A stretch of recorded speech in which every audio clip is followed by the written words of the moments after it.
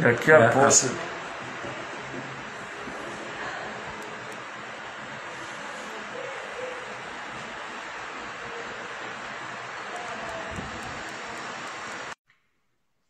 Fernando Caruso chegando no nosso bate-papo. Eba! Oi, Caruso, tudo bem? Tudo bom? Tudo. Isso aqui é uma homenagem a você, Ah, olha aí. Batman. E Máscara também, do Caruso, Batman, maneiríssimo. não é? E também é uma campanha, né? A gente vê essa questão toda da pandemia, né? Pelo uso das máscaras e o principal motivo. O meu irmão está aqui me assessorando, eu sou meio tipo que o Fagundes falava, meio analfabete na coisa da internet, então ele está me ajudando e ele já tem mais de 60 anos, a gente toma aquele cuidado, né? Claro. Está aqui o Alexandre, dá um alô aqui, Alexandre. Fala, Caruso. Tudo Tudo bom, bem? Alexandre? Tudo jóia? Queria agradecer muito a tua presença aqui, Fernando. Fernando Caruso, ator, humorista, músico, diretor e um amante dos quadrinhos. E eu queria começar esse bate-papo com você falando como toda história em quadrinho, né, de super-herói, está lá nas raízes, na infância, né? Como é que você desenvolveu essa paixão pelos quadrinhos que você conserva até hoje? Olha, eu me lembro de aprender a ler para saber o que a Turma da Mônica estava falando. Eu já tinha quadrinhos em casa, vários espalhados ali, mas mesmo antes de saber ler. Aí, quando eu aprendi a ler, eu fui tomando. Foi um hábito muito voraz, né? Que eu li tudo que tinha em casa para ler. Comecei a frequentar sebos, aí eu lia Recruta Zero, o Agar, Kid Farofa. Tudo que eu conseguia colocar as mãos. E aos 10 anos de idade eu fiz a mudança para o quadrinho de super-herói, que teve um impacto muito grande para mim nessa idade, por ter histórias mais estruturadas e com anatomia e ângulo de câmera e tal. Isso me causou uma impressão muito forte quando eu era criança, né? E aí eu fui indo atrás e completando coleções e é um vício que se mantém vivo em mim até hoje. E, por exemplo, os quadrinhos também te remeteram muito para o universo da literatura também, para você escrever, e depois para o teatro, você acha que houve alguma ponte também para isso? Para o teatro, eu acho que não tanto, mas para o universo da literatura, sim. Minha mãe é professora de português, ela sempre incentivou o hábito da leitura, né? Então, ela gostava do fato de eu estar lendo, independente do que fosse. E aí eu acho que essas duas coisas realmente elas namoravam, né? Então, se eu não estava lendo um quadrinho, eu estava lendo um livro. Eu me lembro muito também de já criança ler as coleções do Pequeno Vampiro, que eu gostava muito, e é um hábito que eu vim carregando até hoje. No entanto, eu não leio livros, literatura com a mesma frequência que eu gostaria. Eu não tenho tido tempo e de disponibilidade, mas estou sempre tentando voltar e tal. Né? E, Caruso, você, dentro do universo do Batman, que de todos é o seu herói favorito, né? Quais você considera as grandes HQs do Batman que marcaram a tua vida? Olha, uma boa maneira de começar a ler quadrinhos de super-herói é através do Batman, que é um personagem que é publicado desde 1937, ininterruptamente. Ele é muito acessível, no sentido de que todo mundo conhece, não só o Batman, como a galeria de vilões. Todo mundo sabe quem é o Coringa, todo mundo sabe quem é o Charada, né? Então, acho que é fácil fazer essa ponte. E aí eu acho que os quadrinhos principais do Batman, para qualquer um começar a ler e ir embora nesse meio, é o Batman ano 1, Batman Longo Dia das Bruxas, que são quase quadrinhos tipo na sequência, Piada Mortal e o Cavaleiro das Trevas. Eu acho que esses quatro aí, Asilo Arkham também, Batman Asilo Arkham, 5, mas acho que com o 5 você tem um escopo bem profundo das possibilidades desse universo e você fica preparado para pegar uma revista dele na banca, se você quiser. Se você fez esse dever de casa, com facilidade. Mas o Batman não é o meu personagem preferido, não. O primeiro que eu li foi o Homem-Aranha. E eu sou mais dado pro lado da Marvel do que da DC. É. E tem uma minissérie do Batman também muito interessante, A Queda do Morcego, né? Eu estava lendo, talvez tenha sido o arco de história mais longo, né, da DC. Parece que levou 2 anos sendo publicado. Isso nos anos 90, né? Quando ele luta contra o bem e tal. Isso foi até publicado há pouco tempo pela Panini, em capa dura. Eu acho que tem até um arco que talvez seja até mais longo, que é aquele terremoto. Terremoto. Também foi. E o terremoto emenda em Terra de Ninguém, né? Então são as duas estão ligadas, enormes, assim, eu nunca vi uma coleção tão grande quanto essa. Mas, sem dúvida, esse arco da Queda do Morcego durou muito tempo, porque teve até foi quando o Batman foi substituído, né? E aí ele teve esse tempo de vida, né? Do segundo Batman, que era o Jean-Paul Valley, né? Que era um Batman mais violento, e ficou um ano aí bem condizente com o que era os anos 90, né? Os quadrinhos dos anos 90. Essa fase eu li na época, né? Eu li quando ela estava acontecendo, li na banca de jornal dos anos 90, foi muito impactante. E essa Queda do Morcego, ela coincide com uma crise, né? Parece que houve dos quadrinhos, de vendas, e que aí houve a morte do Superman, o Lanterna Verde virou vilão, né? O Aquaman desenvolveu um lado mais amargo, né? Sim.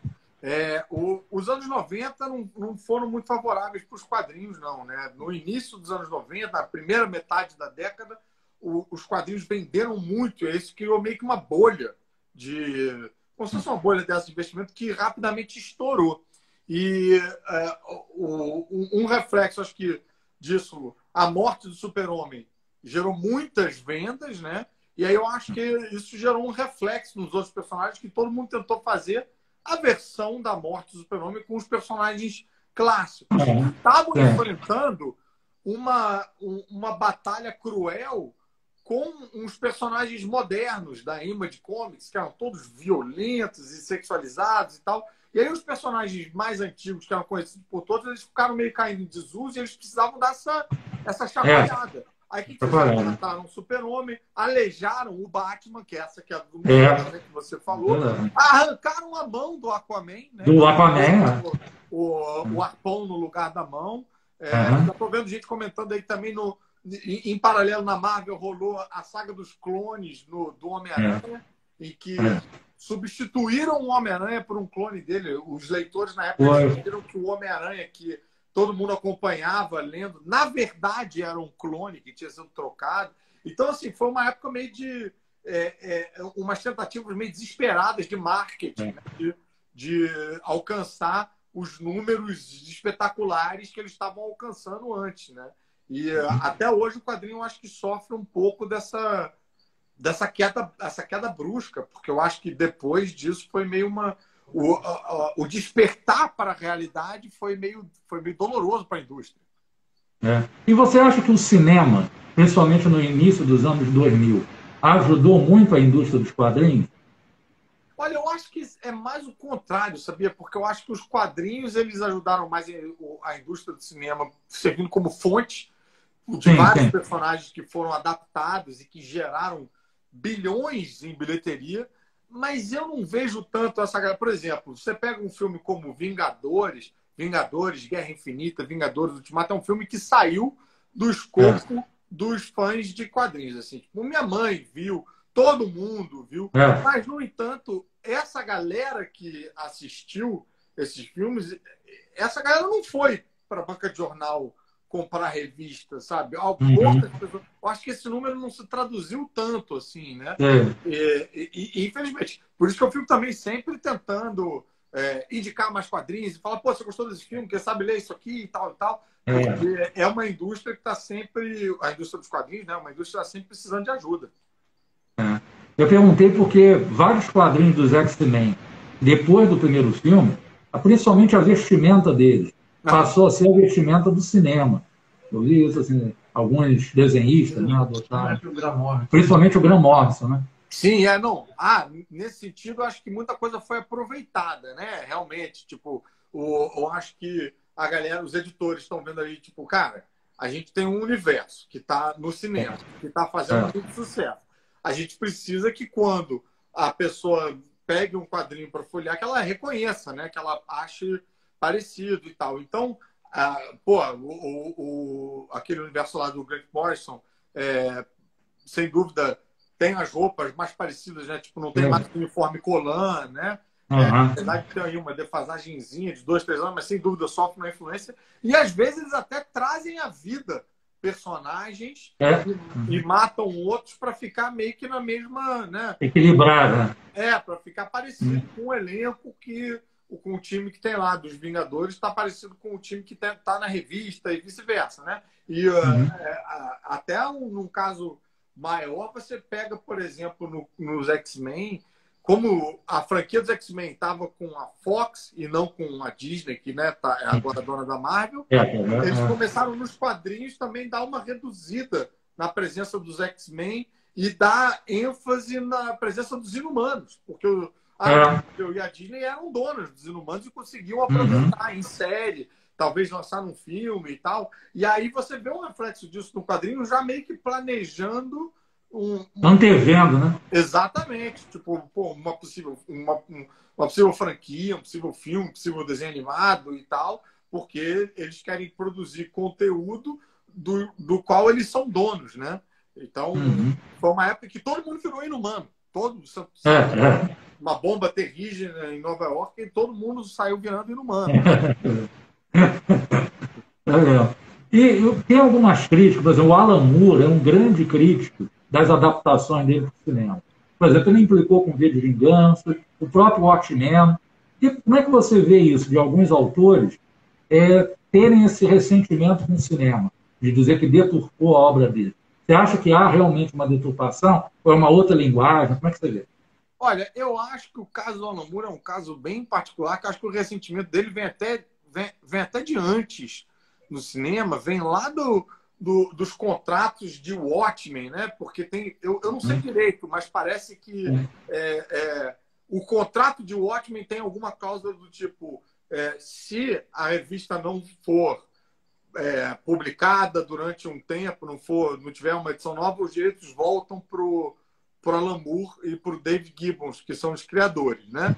E aí, por conta disso, a DC ficava dentro desse tempo da cláusula, relançando, fazendo uma edição definitiva com mais extras e tal, para botar de volta na livraria e manter os direitos. Aí depois foi antes do Watchmen. Aí depois, enfim, todas essas jogadas acho que foram também deixando o Alan Moore amargo com o controle corporativo em cima de algo que é artístico. E aí isso, sem dúvida, dialoga com o cinema, né, cara? Que quando vai para o cinema, foge um pouco da nossa mão. Então, eu acho que ele já vai amargo para essa dinâmica, entendeu? E aí nunca nem viu, acho que ele nunca nem viu nenhuma das adaptações, nunca teve interesse. Ele falou umas coisas horríveis, tipo do Liga Extraordinária. Um jornalista perguntou: você vai ver o Liga Extraordinária no cinema? Ele falou: você iria ver o seu bebê sendo violentado? Ele pegou o pesado. Ok, não pergunto mais nada. Aquele filme do Inferno, que eu sou professor de psicologia, eu trabalhei muito aquele filme do Johnny Depp, que ele fez do Inferno, quando eu queria trabalhar a esquizofrenia, que falava do Jack Stripador. Eu achei aquele filme incrível. E ele detonou aquele filme. Detonou. Completamente. Pois é. Eu acho que ele tem... Eu vi uma vez a filha dele, a Leia Moore, falando um pouco sobre isso numa daquelas threads do Twitter e tal, e com argumentos bem interessantes, assim, dizendo como era triste o Alan Moore ter para ela, né, ver o pai com uma relação tão amarga com os quadrinhos, porque ele sempre foi um grande consumidor, muito animado desse material, né? Então, como era triste ver a falta de cuidado do pensamento corporativo em relação a isso, e que, do contrário, se isso não tivesse acontecido, ele ia ser um entusiasta, ele ia estar vendo Guerra Infinita e vibrando e tal, que não aconteceu, infelizmente. E agora, como é que nasceu a ideia da Caverna do Caruso? A Caverna do Caruso veio dessa vontade de falar sobre quadrinhos e encontrar outras pessoas, né? Como se fosse um farol, né? Tipo, eu tô sempre, toda semana, fazendo uma resenha, produzindo algum conteúdo para a internet desse universo nerd, para ver se eu encontro outros nerds que gostam das mesmas coisas que eu, trocar essa figurinha e tal. Então, o que eu mais gosto, por exemplo, é responder comentário no site. O site tem uma área lá de comentários, né? Que a pessoa tem que fazer um perfil no Discos e tal. O que eu mais gosto é quando aparece o camarada, eu sou de Goiás, aí você não sei o que, então veio dessa vontade, né? De estabelecer essa ponte e aproveitar também que eu tenho... A mídia me proporciona grandes números aí, tanto no Twitter quanto no Instagram e tal, para poder veicular isso. Aí eu uso isso como trapaça para falar das coisas net que eu gosto de falar. E essa parceria? Você tem duas grandes parcerias aí, dos comentaristas, né? Eles já são amigos de longa data. Você me passa a ser uma pessoa bem gregária dos amigos, né? Você trazer para trabalhar com você. É verdade isso? Sim, lá no caso do canal no YouTube, né, que a gente faz os 3 elementos toda terça-feira e faz o filme lixo toda quinta-feira. Aquilo também veio de uma vontade. Eu, o Ulisses Matos e o Rafael Estudas, que são quem faz os 3 elementos comigo, a gente fazia pequenas apresentações em pequenos eventos de feiras de quadrinhos, eventos nerds e tal, feiras de games e tal. E a gente se divertia muito, muito. A plateia ria pra caramba, a gente improvisava com a plateia e tal. Só que a gente sempre dependia de um evento acontecer para chamarem a gente, para a gente poder participar e tal. E aí a gente falou, cara, vamos fazer a nossa plataforma, para a gente poder se encontrar toda semana sem desculpa, né? E tem sido muito legal, né? E aí, em paralelo, surgiu também o Filme Lisco, que é com o Jair. O Jair é o diretor do canal. A gente estudou na faculdade junto, ele também adora coisas nerds, ele também ele é exatamente que nem eu. E a gente fez programas para o Multishow, ele dirigiu o De Cara Limpa, ele fazia a edição do De Cara Limpa também, escrevia e dirigia comigo o Estranhamente, né? Quer dizer, escrevia comigo e dirigia, ele que dirigia o Estranhamente. Sim. E aí a gente montou esse formato para apresentar para um canal de TV a cabo, que está passando, a WATV, e aí a gente pega os vídeos que a gente criou para lá e bota lá no canal toda quinta-feira. E é isso, são parceiros para toda a vida, né? Tipo, quando a gente encontra pessoas com sintonia de pensamento, de temperamento e tal, a gente gruda e não larga mais. Não larga mais, né? E você dá dicas incríveis, né? Eu sempre nos teus vistos, eu estou ali acompanhando. E eu queria até que você desse, não sei se você já leu, Wolverine, A Longa Noite. Não, esse eu não li, não. Como é que é? Do que se trata? Esse aqui é baseado num podcast. Essa história, um podcast. Toda essa história. O podcast dramatúrgico, né? De 2018, né? Escrito pelo Benjamin Percy com a arte do Márcio Takara, que é brasileiro. Que né? legal. Muito legal. E aí o que eles fizeram? Surgiu em 2018, em 2019 eles fizeram o quadrinho. Você consegue dar uma folhada aí? Claro. Olha, que maneiro. Pegando. Você já leu? Estou lendo. Estou com um marcadorzinho aqui. Um ex-marcadorzinho. E é a mesma história criada para o podcast? É a mesma história do podcast, É a mesma história do podcast. E o podcast você já tinha ouvido antes de ler aí? Não, ainda não. Pô, legal, cara.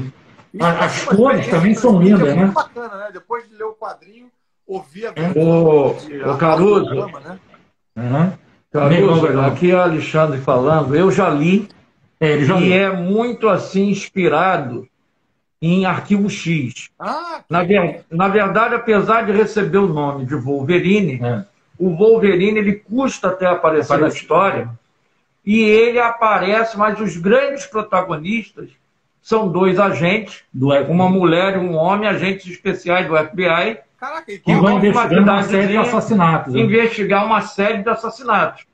E esses assassinatos, os corpos aparecem dilacerados por garras. Que legal. E daí vem entrando o Wolverine, está lá, que o Wolverine está num período que ele está meio problemático, quis se afastar de tudo, foi para aquela cidadezinha, e aí as coisas começam a acontecer. Isso muito bom. Me lembra um pouco de uma trama de um quadrinho do Wolverine dos anos 80, 90, que acontecia exatamente isso. Aconteciam umas mortes com os corpos recuperados, e o próprio Wolverine começava a achar que ele era o culpado, que ele tinha se descontrolado. Sim. É desenhado pelo Alan Davis, agora eu não vou lembrar o nome, mas se alguém aí dos comentários lembrar, com certeza aparece alguém que lembra. Porque sempre no histórico do Wolverine, ele tinha esse problema, às vezes, de não se lembrar tudo que acontecia na vida dele, as amnésias. Mas, pô, essa dinâmica de colocar os agentes do FBI, cara, muito bacana. Uma ideia incrível. Eu gosto quando eles fazem histórias assim, em que o protagonista, quer dizer, o protagonista, né, o personagem título da revista, ele aparece depois. Tem uma do Batman, que é sensacional, que é uma série longa, que é o Gotham City contra o Crime. Isso dava uma série de TV incrível. Porque o Batman quase não aparece. Você acompanha a trama da delegacia de polícia de Gotham. E como eles lidam com os supercriminosos e com o problema que é você ter um sujeito vestido de morcego prendendo as pessoas. Porque ele não tem jurisdição para prender ninguém. E aí, como é você preencher essa papelada e tal, justificar por que o cara foi preso, enfim... cara, muito interessante. É bacana quando a gente vê uma ótica, só de você mudar o ângulo, né, da narrativa, você conta uma história totalmente nova. Incrível, né? Então, vale a pena você ler. Vale a pena você adquirir e ler, que é muito boa. Agora, deixa eu fazer uma pergunta para você. Como é que você vê essa nova fase dos X-Men? Chegou no Brasil esse ano, né? Que está fazendo uma revolução aí do Jonathan Hickman. Do House of X, né? Isso. Cara, eu li o primeiro volume, eu gostei do conceito bastante. Eu tenho uma dificuldade muito grande de ler o material do Jonathan Hickman. Eu acho... tudo que eu li do Jonathan Hickman eu achei muito arrastado, um texto bem duro, assim. E ele tem uma coisa que... Aí já... Eu sei que é frescura minha, mas fazer o quê? Ele tem um letreiramento com umas letrinhas serifadas e pequenas que me dificulta muito a vida. Me dificulta. E aí, assim, mas, dito isso, o House of X, né, que ficou com o nome em português de Dinastia... Não, como é que ficou o nome? Dinastia X. Dinastia X e a outra é Potência X. Potência X. Então, eu gostei, mesmo sendo... Eu li só o primeiro, né? Mesmo sendo Jonathan Hickman, eu gostei dessas implicações que eles estão fazendo, porque acaba sendo um quadrinho menos de ação e mais de política e diplomacia e de como desenvolver leis e de como fazer política de boa vizinhança, se relacionar com outros países. Então, eu acho que levanta discussões interessantes. Então, eu gostei. Não é, assim, minha fase preferidaça. Prefiro até a fase do Grant Morrison, que vocês falaram aí. Mas eu achei bem interessante. Agora, Caruso, retornar um pouquinho que você falou ainda agora, tentar falando das parcerias. E você falou de um programa do Multishow que eu me amarrava nele, muito criativo, de cara limpa. Em que você fazia um stand-up, um improviso, né? Em rodoviária, aeroporto e tal. Como é que você tinha aqueles insights tão criativos para o programa? Rapaz, aquilo ali é fruto de pressão mesmo, né? Quando você coloca a câmera na cabeça... E assim, o programa ele era todo gravado na rua, não tinha trucagem, né? Então, tudo que acontecia lá realmente aconteceu. O que significava que eu normalmente só tinha uma chance. A gente tem por exemplo, vai fazer a barca Rio-Niterói. Eu tenho o tempo da barca do Rio-Niterói para fazer lá os números que eu preciso para angariar a galera e tal, e aí depois terminou. Eu posso fazer algumas viagens, mas vai ser com outro público, cada público vai ser diferente. Na rodoviária é a mesma coisa. Estou interagindo com uma pessoa, aquela pessoa entrou no ônibus, eu perdi. Eu não posso pedir para ela fazer de novo. Eu não posso, né? Então, a pressão, às vezes, eu acho que acaba extraindo mais de você, né? E, cara, minha escola sempre foi o tablado, que é uma escola de teatro onde se aprende através da prática mesmo. Você aprende teatro subindo no palco e fazendo teatro. Não é uma escola que você aprende teatro recebendo um texto, indo para casa para decorar e chegando lá para apresentar. Você aprende na base do sobe e faz. E aí isso eu acho que dá um jogo de cintura, né? Eu já vinha fazendo também, na época do De Cara Limpa, eu já estava já o Comédia em Pé, né? 7 anos com o Comédia em Pé, nem tanto, que o Comédia em Pé era um espetáculo de stand-up. E aí eu já tinha um texto que era eu sozinho. Entendi.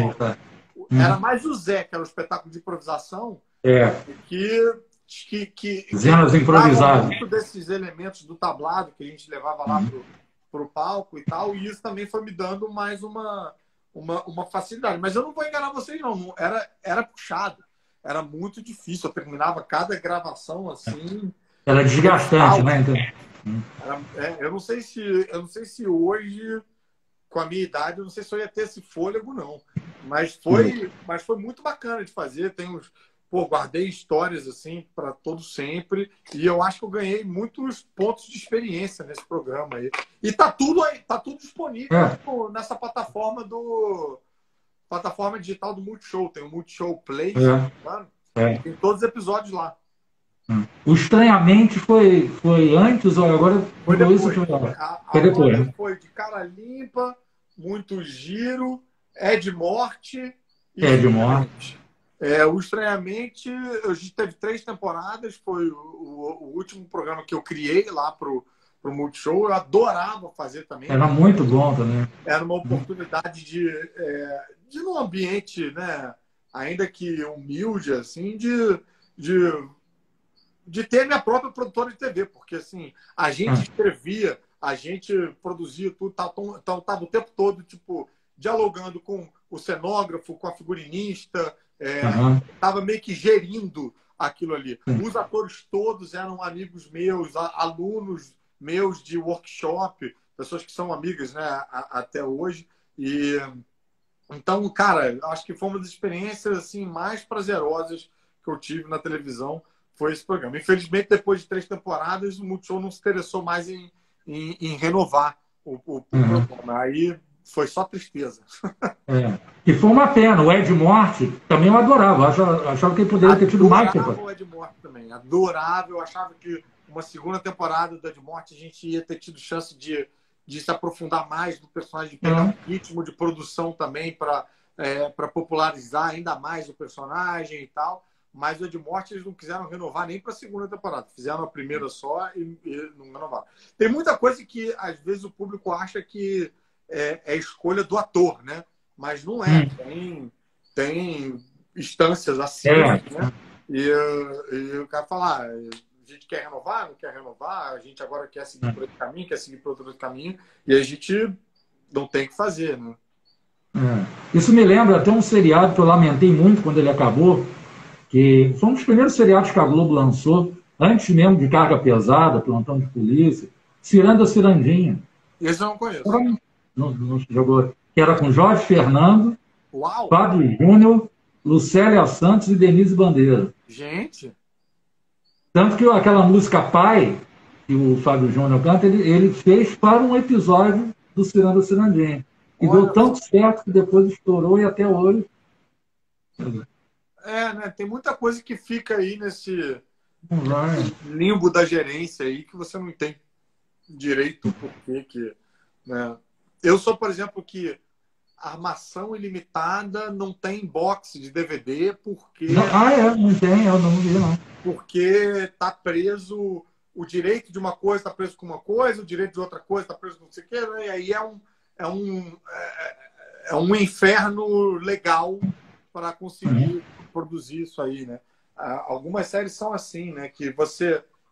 Uma coisa é a liberação de trilha sonora para passar na televisão. Outra coisa é a liberação de trilha sonora para passar, para você fazer em DVD.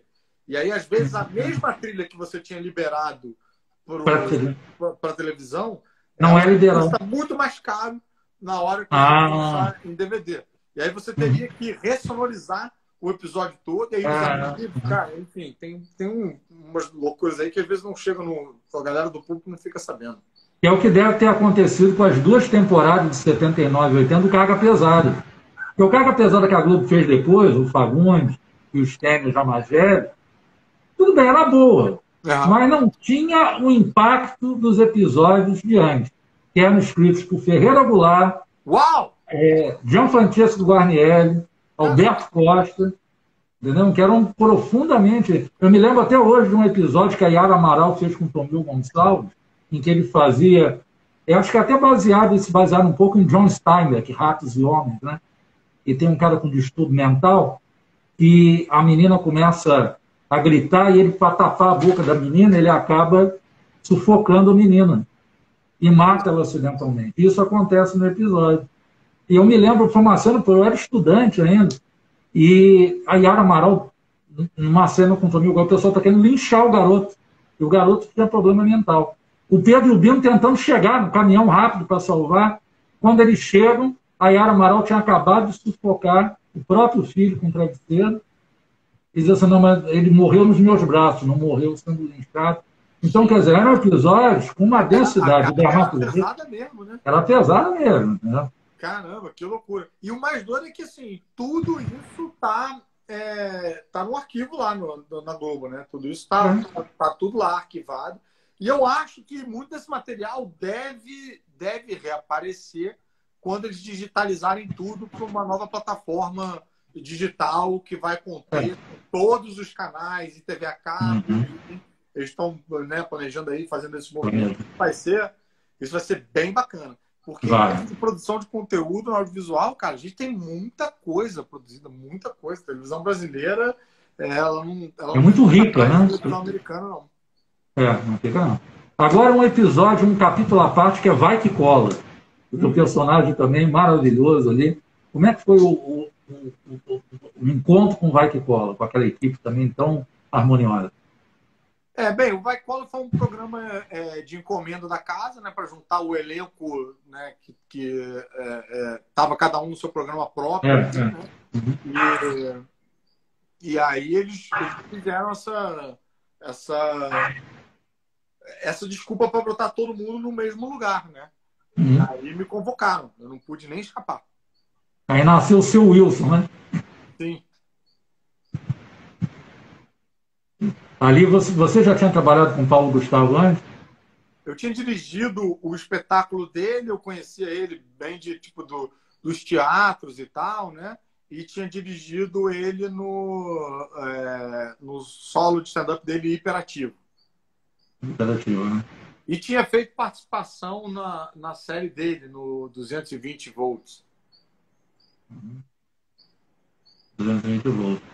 Agora, no teatro musical, você fez participação no Meu Apartamento Palácio, Promise. Como é que foi para você essa passagem, esse trabalho com Miller e Botelho?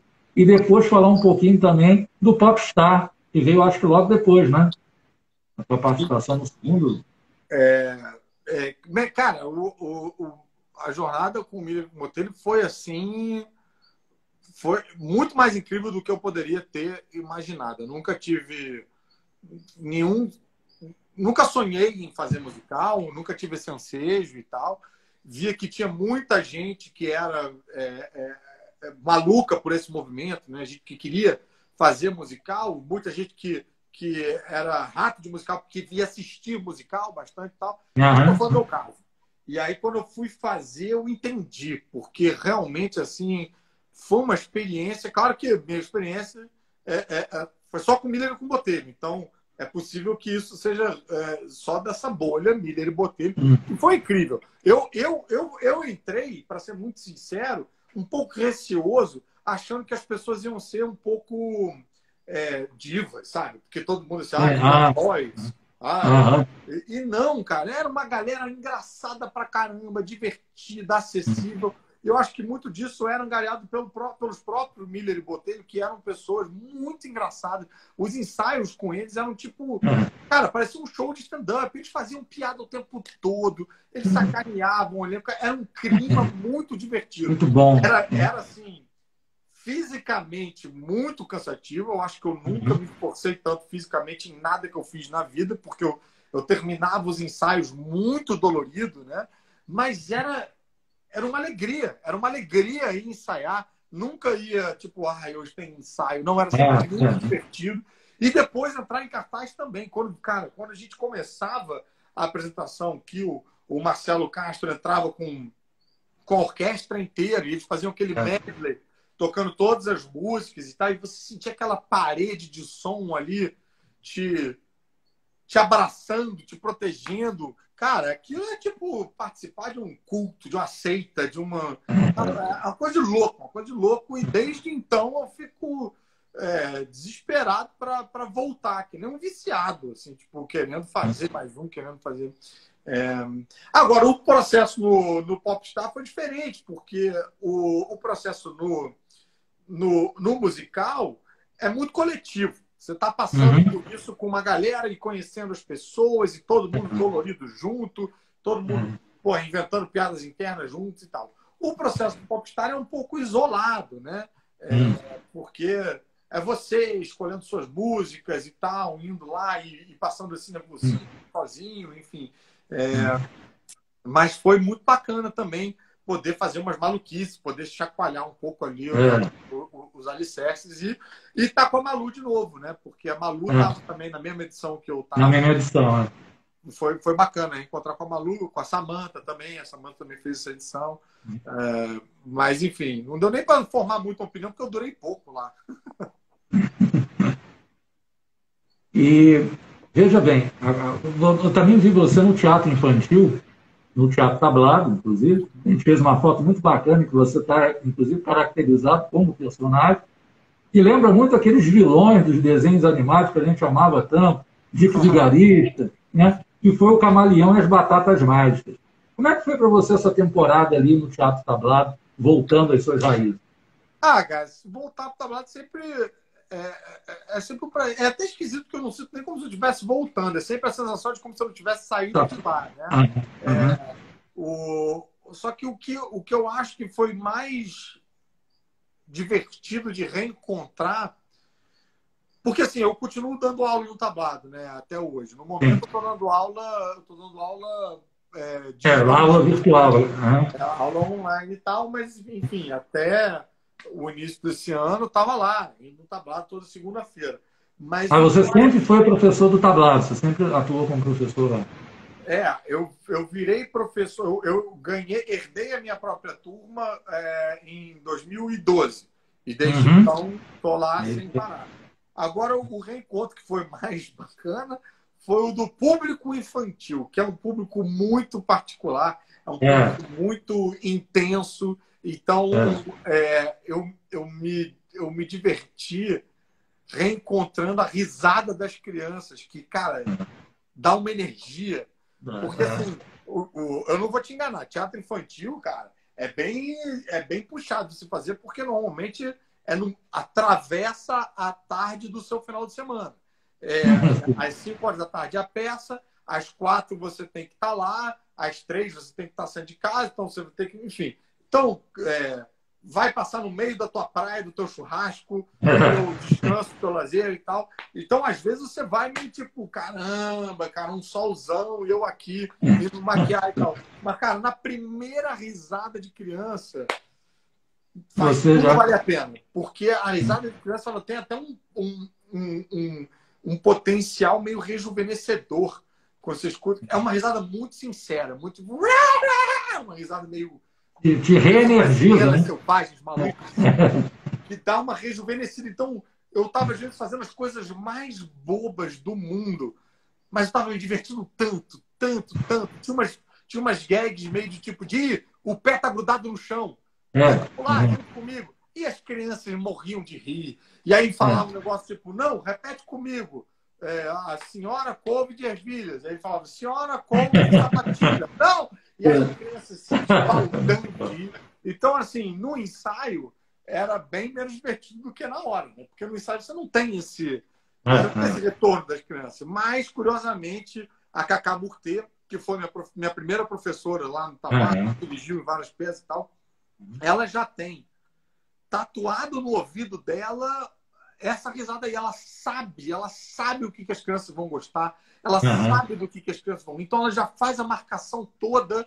Já é impressionante isso. E ela já tem esse tempo, né, da criança. Exato, ainda mais porque é um público que é muito imprevisível, mas a Cacá sabe, ela sabe. Então, assim, as peças dela são sempre mega sucesso e sempre cheias. E a galera, os pais se divertem junto com as crianças. Eu me lembro desse dia que eu estava lá, eu fui na estreia do espetáculo, os pais estavam iguais às crianças, tão animados quanto. Pois é. No final, né? Vários fazendo fotos, me passa uma coisa muito. Vira tudo uma grande família ali, né? Sim, sim. Às vezes, e tinham sessões que iam mais adultos tirar foto do que crianças. Muito bacana. Caruso, eu queria falar agora com você sobre esse teu projeto mais atual, que você vem desenvolvendo com o Paulo Vieira, cada um no seu quadrado, e na plataforma Globoplay, né? Como é que nasceu essa ideia? Foram vocês dois que bolaram juntos? Né? A ideia veio da Daniela Ocampo, que também era professora do tablado. A gente dava aula junto. A gente dá aula junto até o ano retrasado.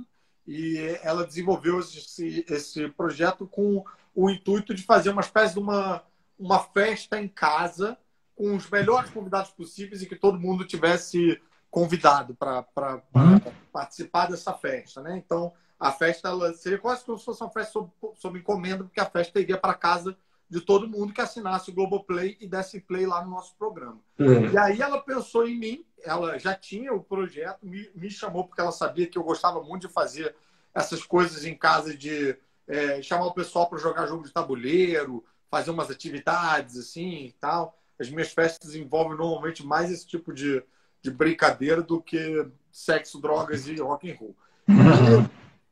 E chamou o Paulo Vieira também, porque eu acho que é obrigação todo programa novo da casa ter o Paulo Vieira, porque ele já está em 19 programas, né? Então, enquanto não completar 2 dezenas de programa aí, eles têm que continuar encaixando ele ali. E aí a gente junto, eu, a Dani, o Paulo Vieira, 2 redatores, que eram a Bia Browne, o Eduardo Rios, e os 2 diretores, que eram o Lau e a Dani Glazer, a gente se encontrou para... O conceito veio da Dani, mas aí todo mundo deu o seu pitaco para sugerir jogos, para pensar formatos, para pensar dinâmicas, para fazer lista de convidados, aí depois para montar os times, para ter sempre grupos que tivessem entrosamento e tal. Então, assim, apesar dela ser... E é um processo bem difícil, bem complexo, né, de você fazer. Sim. É tipo um processo de fazer a festa ideal, né? Você tem que escolher a música, escolher o lugar onde vai ficar a bebida, quem é que você vai convidar e tal e tal. Então, assim, a Dani, sem dúvida, foi a mãe do projeto, mas ela trouxe a gente para a creche e todo mundo criou junto nesses detalhes e tal, mas o crédito é totalmente dela, né? Ela está à frente de vários programas de sucesso lá na Globo também, junto com o Adnet, junto com o Paulo Vieira e tal. E aí eu fiquei feliz de ter esse reencontro na televisão, que a gente já vinha trabalhando junto no teatro já há uma cara já. E nesse período do programa, teve algum autor, atriz, que topou, mas na hora da brincadeira ficou mais tímido, teve mais dificuldade de se soltar? ou não aconteceu isso? Não, assim, todo mundo que a gente chamou, todo mundo já era conhecido. Foi meio trapaça nesse sentido, né? Porque todo mundo já era meio amigo, já tinha intimidade e tal. Cara, e quase todo mundo topou na hora. A única que não topou foi Meu Deus do céu, não é para esquecer esse nome porque ela é famosíssima. A Juliana Paz. Juliana Paz não topou. Então tá dado aí o recado para ver se ela se arrepende na segunda temporada, se ela vem brincar com a gente. Mas se quiser também, não quero que ninguém venha contra a vontade. Valeu. Agora eu queria dedicar isso, já vamos daqui a pouquinho terminando o tempo da live, falar um pouquinho sobre a personagem da Mafalda. O Quino faleceu agora recentemente e é um grande nome, né, dos quadrinhos da Argentina, do mundo todo. Como é que você falou do Maurício de Souza, o Maurício era muito amigo também do Quino, viu o personagem da Mafalda e a importância do Quino para os quadrinhos? Cara, o Quino, acho que a importância dele vai até além dos quadrinhos, né? Porque ele foi responsável pela formação de caráter de muita gente, né? Eu me lembro que tinha tiras da Mafalda nas minhas provas do colégio. Um professor de português, Marcelo Bocler, que adorava botar as tirinhas da Mafalda ali e tal. E é um quadrinho... Ele era um pensador, né? É um quadrinho ao mesmo tempo muito engraçado, tem muito humor, mas também é muito engajado, né? E aí eu acho que ajuda também a você ver que essas duas coisas elas podem andar juntas, sim.